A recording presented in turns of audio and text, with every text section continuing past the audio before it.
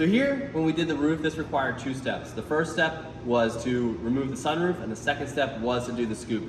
Now everyone asks, is the scoop functional? No, absolutely not. But it does serve, actually, now that I think about it, as the function of making this car badass. So this was a necessity. But to do that, if you look underneath here, we had to remove the sunroof. This one had it since it is a GST.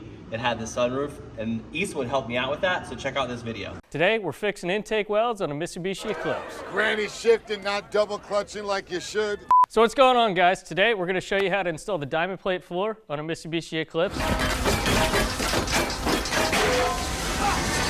But in reality, we're actually gonna be filling in this big hole up top. It's gonna be a Fast and Furious replica. You're gonna see a few of us working on the project. We're gonna be making a big patch, gonna use an English wheel, put a little shape in the metal, get it welded in. Then the guys are gonna put a roof scoop on it, get all of that body worked. Then we're gonna prime the roof. Later, you're gonna see us actually paint this car.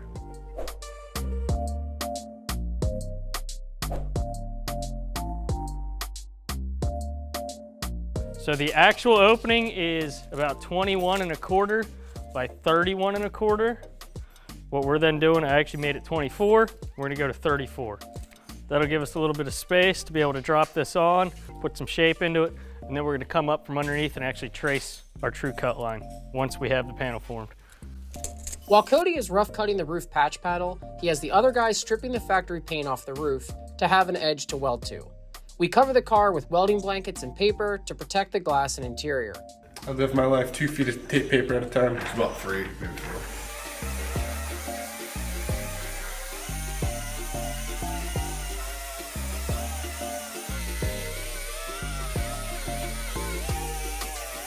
So we're gonna use the stomp shear here to cut our panel down to rough size. It's really handy and it makes a really nice straight cut. All you gotta do is hop on here and then you just kinda. I am not big enough. Ryan. So quick update, we were able to strip back the roof. We've got good clean metal that we're gonna be able to weld to. We've got a rough cut patch here. We made it a couple inches large in each direction. We just got it sitting on here. And you can see this roof is not flat. It's got curve both front to back and side to side. So we're gonna use our profile gauge, get a good idea, a good read on what this curve is first in this direction. And then we'll be able to mark the center line of the panel and begin to do a little bit of English wheeling. We're gonna have to be really careful that we don't go too far. The last thing we wanna do is build a big old hump. So we're just gonna try and put a little bit of shape in there, get this thing to where it sits nice and flat, and then we'll mark and we'll cut this out to make it fit tight. So some people may look at this and say, shit, I'll just weld this panel in. I said forget about it, cuz. I wouldn't do that. You're gonna end up with an oil can mess. It's gonna be all low. It's not gonna be shaped right. Really, by putting some shape into the panel, it's gonna strengthen it up and give it rigidity. That's what we're looking for. The roof has an arc both front and back and side to side. We use the profile gauge to get an idea of what kind of curve we need to put in our new filler panel. So you can see when we bring this back here, it's gonna give us a nice template and show us the shape we need. And again, we're gonna do this arch first, get it sitting here, see how that looks. With a rough idea, we can start adding shape to this by forming it with our benchtop English wheel. The English wheel works by lightly stretching the metal, so we check our progress often to make sure we don't overstretch it. After a couple of rounds, we add some key marks to the filler panel. They identify where the panel will be cut down to, the front, back, and where it needs further forming. All right, so we got decent curve going here. So we're just gonna come the last 5 inches, add just a little bit more curve to it.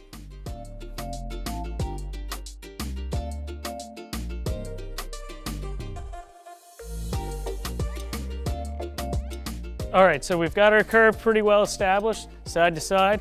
Now we just gotta give it a little bit more curve front to back.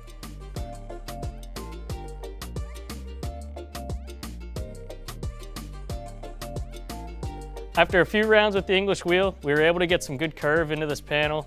It's sitting more or less where we want it. It's not perfect, but it's got the nice shape left, right, and it's got a little bit of curve front to back. We're gonna now trace it, cut it out. We'll be able to do a little bit more fine tuning once we have it to the exact size. and go from there. I'm gonna then take this out, make that bigger, and then we'll come back and scribe the exact line.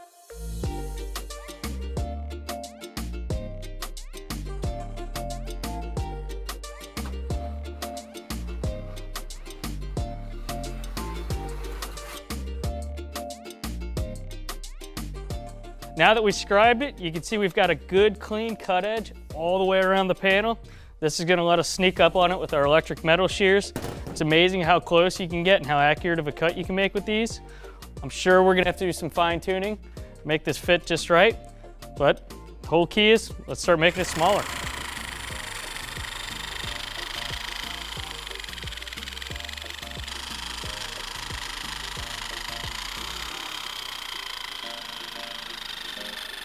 So what we'll do for these corners is make a few straight cuts, really just get that radius, and then we can always come back with a flap disc, dial that in.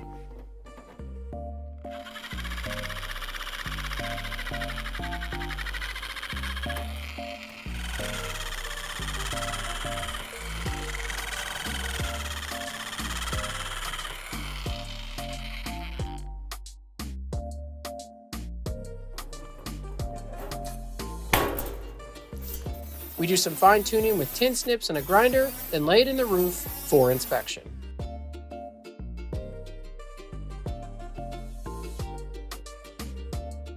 I think we did a good job, Ryan.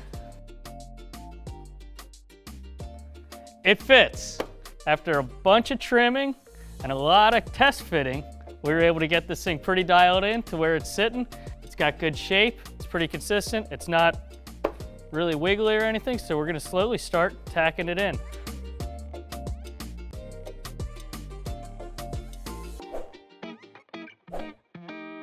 The panel's in place and ready to go. So for tacking, we bust out the MIG 180. We're going to tack nice and slow so we can keep the heat distortion to a minimum. We also got a chance to try out these new edge welding MIG nozzles, which help improve visibility when welding.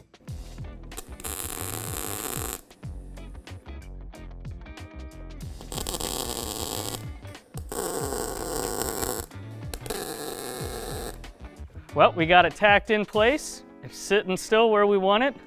So now we're just slowly start welding it in.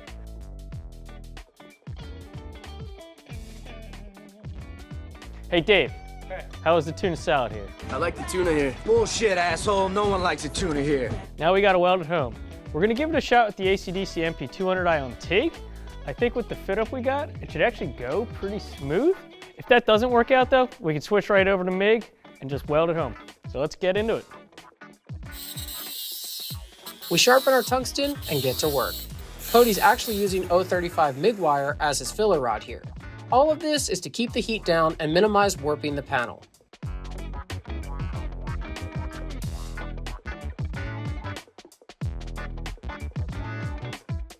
All right, so what we're gonna do as we're welding around, you can see where the panel is just sitting a little bit low in the hole. We're gonna try and bring this flush to the factory roof. You can see where it's a little low. We got Adam in the car. Adam's gonna use his body hammer handle, push up, and he can just maneuver that for us. So Adam, if you could just push up a little bit more. Actually, a little bit more. There we go.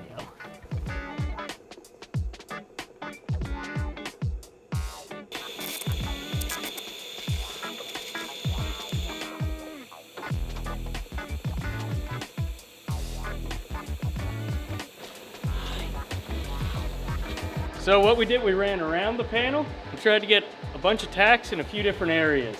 Really, we want to keep this thing as flat as possible and minimize our heat.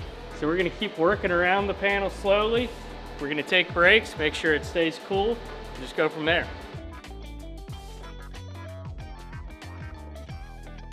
While working, it's important to constantly check your panel for fitment as the heat can distort its shape.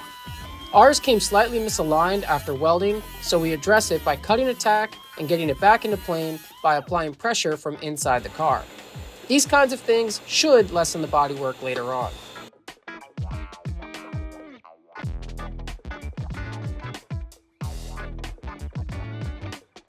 So with a couple hours of time, we went back and forth quite a bit. We were able to get this fully welded in. The car's sheet metal ended up moving a little bit here and there, but the patch stayed in place and the patch did not oil can or warp. So that's great. We're now gonna pass this over to Adam and Ryan. They're gonna focus on doing the body work and getting this thing dialed in and getting the scoop on.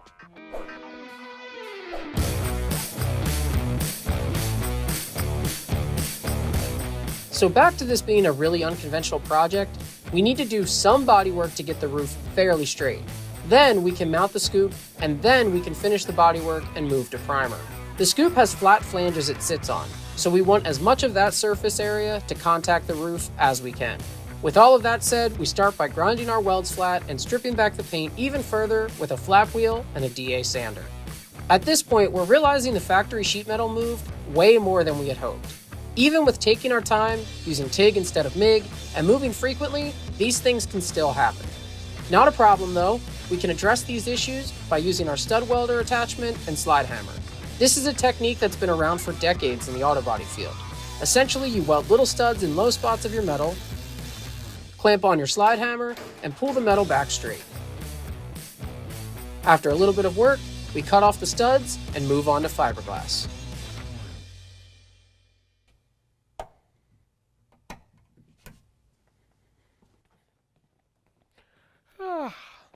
Oh my God! Spoon engines!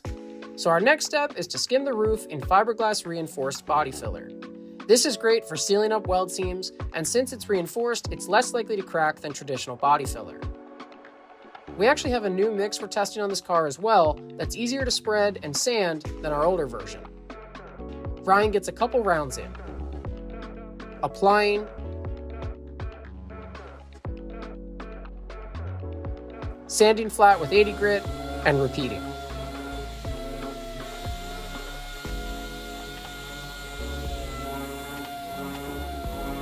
We get this fairly flat and roll on our black OptiFlow epoxy primer.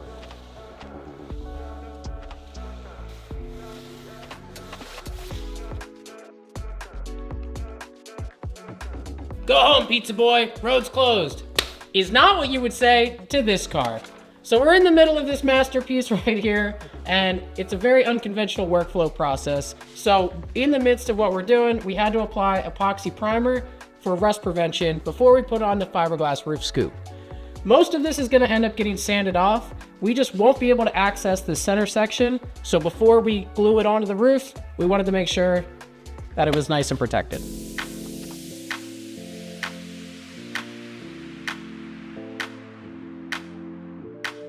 Kind of where we are now. We threw the roof scoop on, we got a test fit, we found center,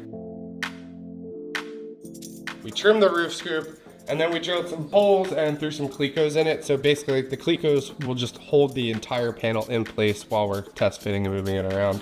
But we think we got it pretty squared away. We think we're ready to go attach it to the roof now. So we're gonna use some panel bond. It's an adhesive, so that's gonna be the main thing holding the roof scoop to the panel. We're gonna apply the adhesive, put the roof scoop down, cleco it, and then we're gonna come back, we're actually gonna remove a cleco one by one and install a rivet. So that's what a lot of these guys on the forums do. We're just gonna follow suit because we've never done this. So we'll get all of our rivets in, we'll let it sit for 24 hours, we'll come back and we will start applying the mountain of mud that is gonna take this thing to look straight.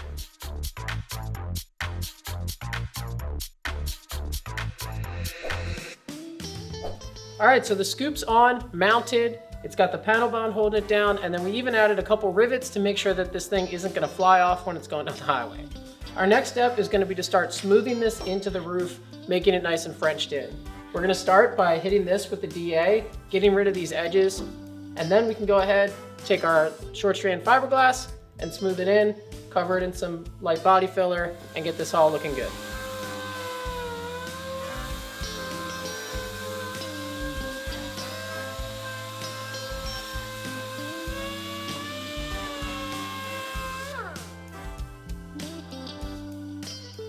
We're gonna go a little bit light so that it doesn't kick quite as quick.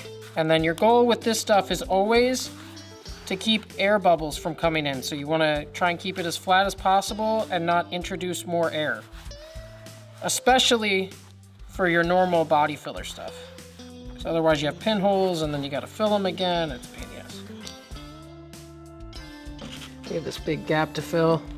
This is probably going to take more than one pass. This is definitely more of a sculpting than a traditional filler thing, but this is a pretty unconventional project, so we have to get a little creative with our methods, because you should not actually mount a fiberglass roof scoop on your roof. Sorry, car. So what we're doing here, this is still pretty green. We're gonna go ahead and just knock it by hand. Obviously this is not flat yet, so we're not at blocking stage. We know we need to add more filler. So instead of blocking this just to also then add more filler and need to block it again, we're just gonna scuff this up and then apply another coat right away. Then maybe we can move on to a block.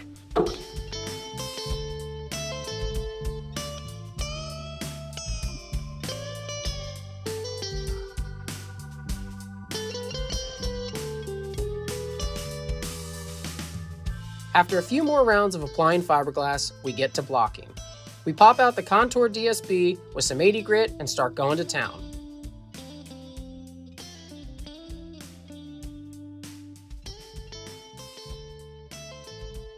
Once we get it roughed out to within an 1/8 inch of being straight, we can swap over to plastic body filler.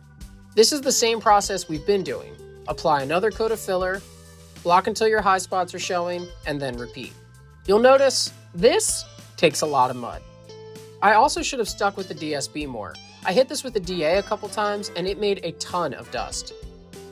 So, quick pro tip. When you're doing body work, you want to go to the edge of a panel. That way, you get your body panel nice and flat. And then when you're done, go ahead and feather the edge as the last thing. Done. All right. So after a ton of body work, we are ready to move on from our 80 grit on the DSB to 180. This thing's finally straight and flat, and now we can go ahead, just remove some of our sanding scratches, and then get this thing into epoxy primer and get it out of here.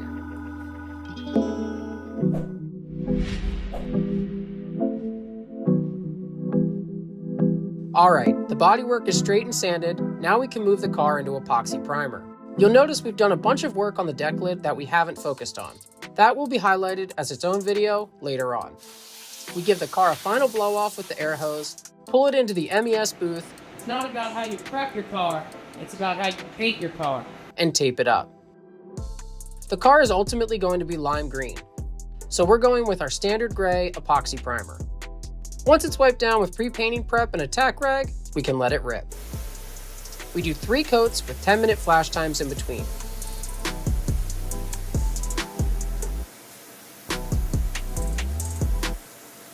After 45 minutes, we pull it out to check out our final results. With all the bodywork in one solid color, it's looking great. This is now going to get some additional replica mods done, and then we'll see it back here real soon to lay down some of that sick lime green paint.